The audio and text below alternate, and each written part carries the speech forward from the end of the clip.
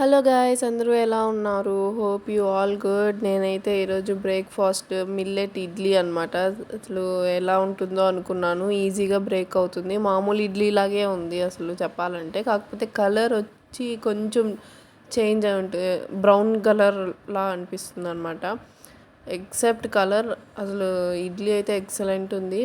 ఇడ్లీలోకి చికెన్ పులుసు కూడా బ్రహ్మాండంగా ఉండింది, తినేసాను. ఆ తర్వాత టిఫిన్ అయ్యాక కొంచెంసేపు రెస్ట్ తీసుకొని ఇలాగ స్వీట్ గవ్వలు అయితే చేసుకున్నాం అనమాట. బెల్లం గవ్వలు చేసుకున్నాము. అది కూడా గోధుమ పిండితోనే, మైదా పిండితో కాదు.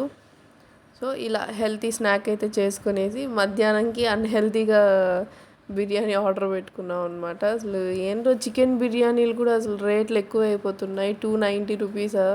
అసలు ఏమో ఇక నార్మల్ పీపుల్స్ నాలాంటి వాళ్ళు ఎట్ట తింటారో ఏమో, కాస్ట్లీ అయిపోతున్నాయి బిర్యానీస్ కూడా.